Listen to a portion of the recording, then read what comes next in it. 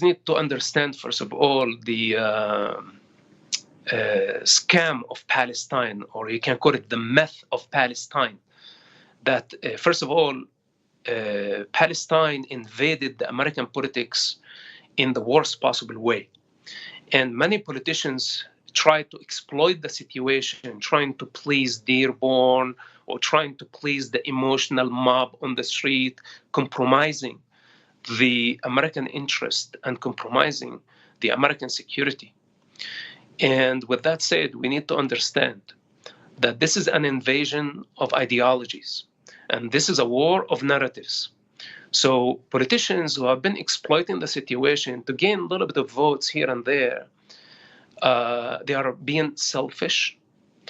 They are looking after their short-term interest by not offending the Muslims, by not acknowledging an Islamic assault against civilization, by not addressing or countering the Islamic invasion of the Middle East, Europe, and parts of our country, and that actually includes some of their branches in the White House, in order to just gain some votes.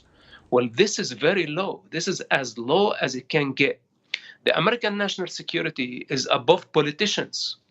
And this is up to the Pentagon, it's up to the CIA, it's up to the army, it's up to those who have been risking their lives to protect the American freedoms. And today, when we have the politicians playing around with what's so-called Palestine or the Palestinian cause, we need to be very careful, and the Congress must watch these people closely, because nobody is above the American national security, and nobody is above the American Constitution. And let me tell you something, the Palestinian ideology is anti-American, is anti-American Constitution, and we must counter them. And I hope at some point, a majority of Americans will come to realize that anything related to Palestine must be outlawed in the United States. I mean, you grew up as the son of one of the founders of Hamas. That's before you had a personal and spiritual transformation, eventually working with the Israeli intelligence to expose the terror group. So you know their mindset. You know who these people are. What is your take on what's going to happen? Is the Islamic regime going to retaliate? What is the thinking process? Walk us through.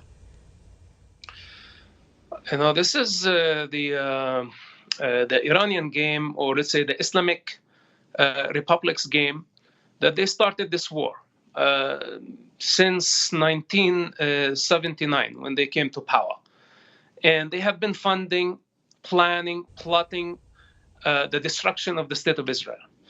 They have been killing Jewish people, and they funded their proxies in Yemen, in Lebanon, in Syria, Iraq, Gaza, the West Bank, billions of dollars. You know, this is their mastery of inverting narratives.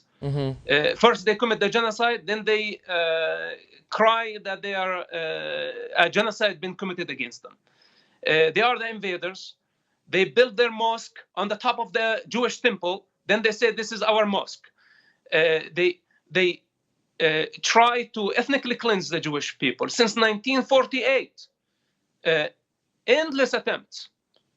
Then they say we have been ethnically cleansed by the Jewish people. The world need to wake up. This is very delusional people. And we need to understand the origins of this conflict before we start taking sides.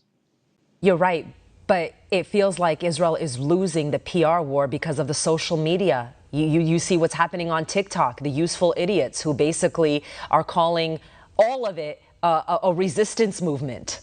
They know nothing about what is going on. Listen, since October 7 and the killing of the Jewish people, that ignited bloodlust in the Muslim world. So when we talk about hundreds of millions of Muslims who have been on platforms, social media, and spreading the Islamic propaganda that is anti-Semitic, that is anti-Jewish, that's anti-Israel, by all the lame reasons, by the name of occupation, colonialism, who has the right to the land, etc. the same narrative that they've been repeating for almost 70 years. So now when we have hundreds of millions of people repeating the same narrative, many Westerners fell in the trap. But this is a plot of Hamas. This is the Palestinian strategy. On one hand, they kill the Jews. Then they take their own children as human shields. They sacrifice civilians for political and financial gain, and this has been their play.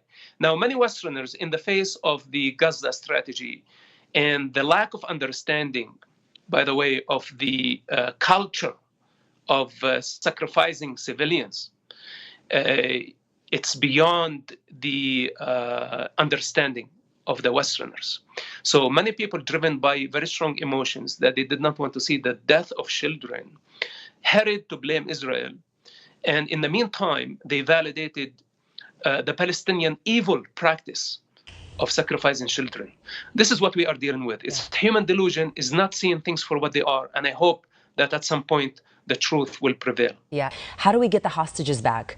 Does Israel negotiate with these terrorists?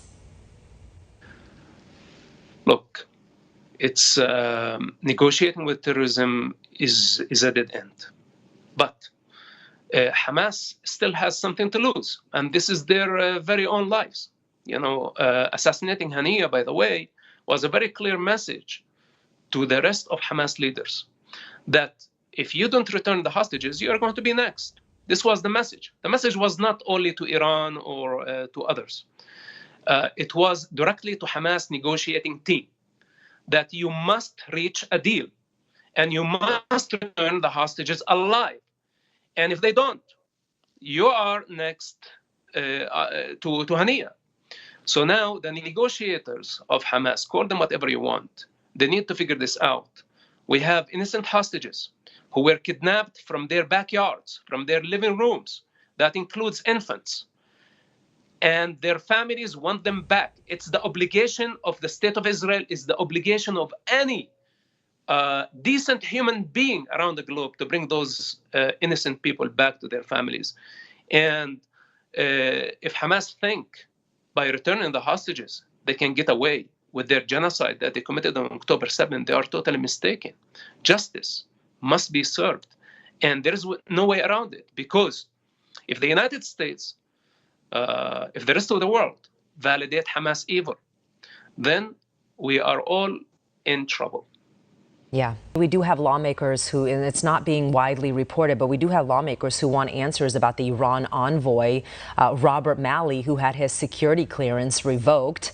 There's information that there was some, basically it was intelligence that was very important information that was mishandled.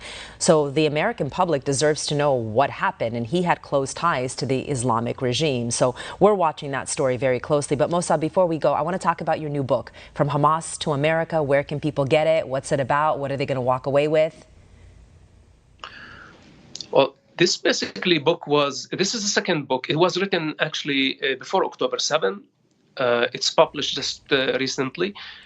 It can give people an idea of my personal journey in Hamas, in the Middle East, then my journey in the United States and after. It's just an account of like first-hand experience. I recommend it to those who really want to have knowledge through a human journey, just dry politics and facts out of the context.